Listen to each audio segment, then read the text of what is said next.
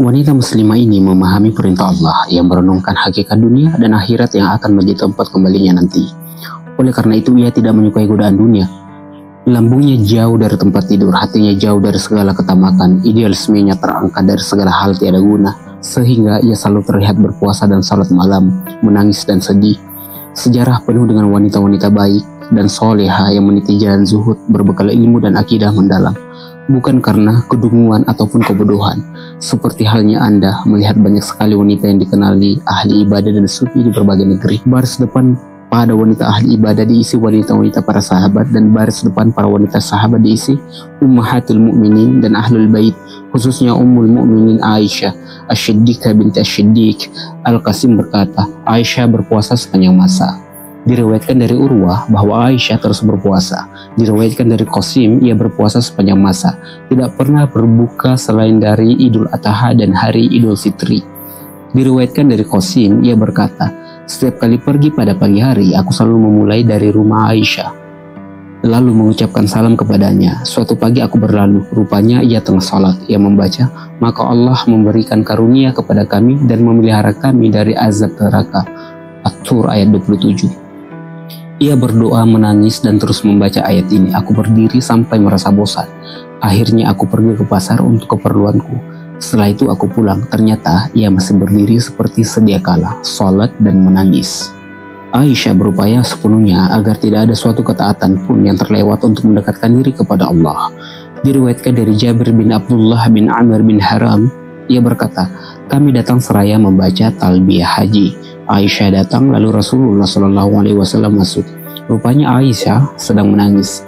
Kenapa aku menangis? Tanya beliau. Aku haid, jawabnya. Ini adalah urusan yang sudah ditetapkan Allah kepada anak-anak perempuan Adam.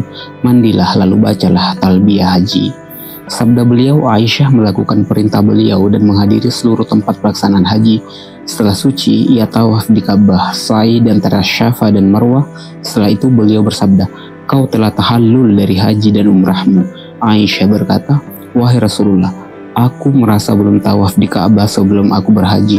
Rasulullah SAW orangnya ramah. Setiap kali Aisyah menginginkan sesuatu, pasti beliau turuti. Beliau kemudian mengutus Aisyah bersama Abdurrahman bin Abu Bakar, saudara Aisyah.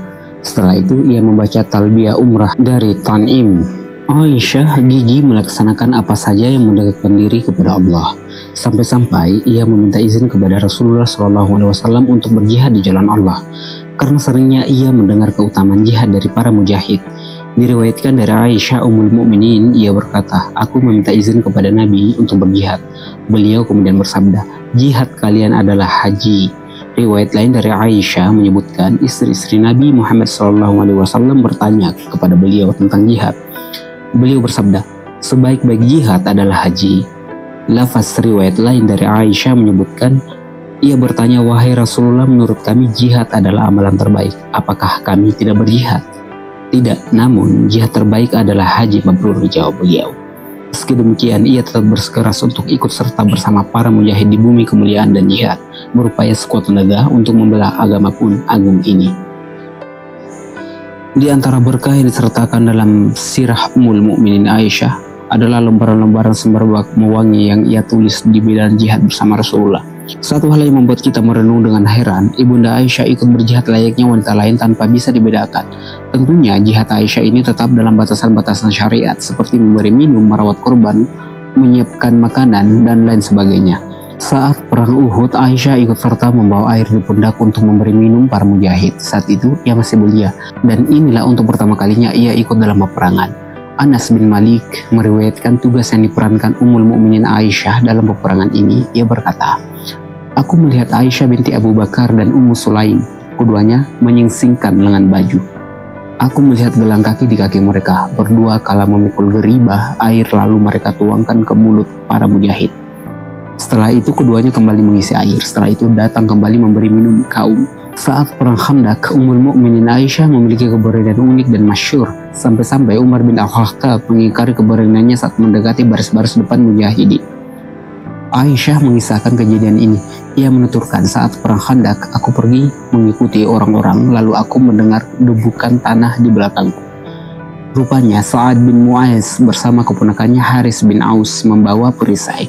Aku duduk lalu saat pelintas dengan mengenakan baju besi dengan bagian ujung-ujungnya pada keluar. Aku takut terkena baju besi saat terbilang berbadan besar dan cangkung. Saat melintas, ia bersyair, "Bertahanlah sesaat agar tunggangan menjumpai peperangan. Alangkah indahnya kematian kala ajal tiba." Aku kemudian beranjak lalu memasuki kebun. Rupanya di sana ada sejumlah kaum muslimin. Di sana ada Umar bin Al-Khattab. Juga ada seorang mengenakan penutup kepala besi. Umar lalu berkata, "Kenapa kau datang? Demi Allah, kau sungguh berani sekali. Adakah jaminan bahwa kau tidak akan terkena musibah atau ditawan?" Umar terus saja menegurku. Hingga saat itu aku berharap bumi terbelah. Lalu aku masuk ke dalamnya. Lelaki yang mengenakan penutup kepala besi itu kemudian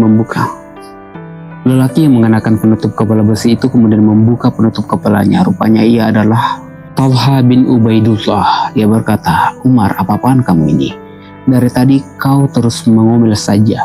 Kemana lagi tempat berlindung ataupun berlari jika bukan menuju Allah?" Ketika Nabi Muhammad SAW pergi menuju perang Bani Mustalik, Aisyah mendapat undian untuk ikut. Ia pun ikut pergi untuk menjalankan kewajiban. Dalam peperangan ini, ibunda kita Aisyah mendapat ujian sangat berat. Namun Allah memberikan pertolongan padanya.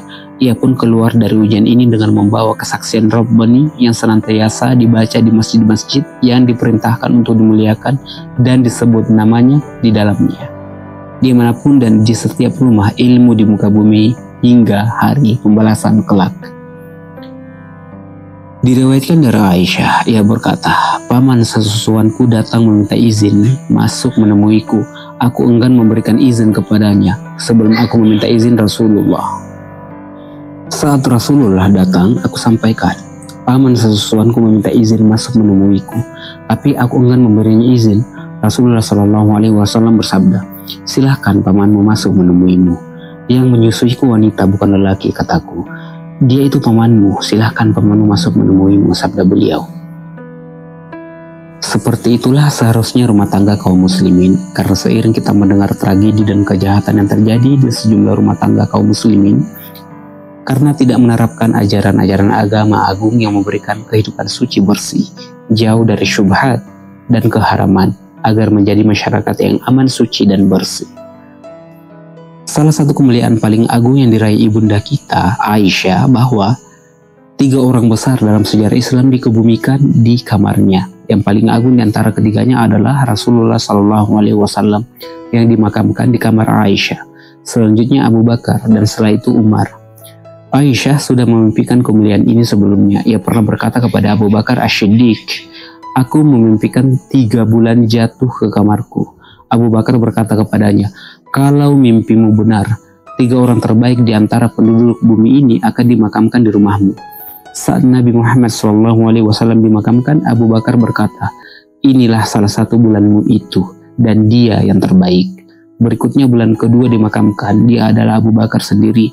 Selanjutnya bulan ketiga, dia adalah Umar. Dengan demikian tuntas sudah penakwilan mimpi Aisyah yang diwujudkan Allah. Dengan fitrahnya yang bertakwa, wanita mukminah malu pada lelaki manapun, bahkan suaminya sendiri. Lantas bagaimana kiranya dengan orang yang tidak hanya malu pada orang-orang yang masih hidup saja, tapi juga pada orang-orang yang sudah tiada. Dia adalah ibunda kita, wanita suci dan bertakwa, Aisyah. Diriwayatkan dari Ummul Mukminin Aisyah, ia berkata, "Aku masuk ke dalam rumah di mana Rasulullah SAW dan ayahku dimakamkan di dalamnya. Dengan menenggalkan baju, aku berkata, dia hanya suami dan ayahku." Selanjutnya ketika Umar dimakamkan, demi Allah, saat masuk aku selalu mengencangkan pakaianku karena malu kepada Umar. Diriwayatkan dari Aisyah binti Talha dari Aisyah bahwa ia membunuh seorang jin. Dalam mimpinya, ia didatangi lalu dikatakan kepadanya, "Demi Allah, kau telah membunuh jin muslim." Aisyah berkata, "Andai dia muslim, tentu aku tidak memasuki istri-istri Nabi." Dikatakan padanya, "Ia hanya memasukimu saat kau mengenakan pakaian." Pada pagi harinya, Aisyah ketakutan lalu memerintahkan untuk menyedekahkan 12.000 dirham di jalan Allah. Sungguh sebuah lembaran berharga yang mengungkapkan kelembutan hati dan rasa takut kepada Allah. Ia takut melakukan kezaliman. Ia seringkali mendengar Rasulullah mengingatkan umatnya agar tidak melakukan kezaliman melalui sabdanya, jagalah diri kalian dari kezaliman, karena kezaliman itu kegelapan-kegelapan pada hari kiamat. Nabi bersabda, jagalah diri kalian dari doa orang-orang teraniaya, karena doanya diangkat di atas awan. Allah berfirman, demi kemuliaan dan keluhuranku, aku akan menolongmu meski setelah beberapa waktu lagi. Nabi bersabda, jagalah diri kalian dari doa orang-orang yang teraniaya meski kafir, karena doanya tidak terhalang.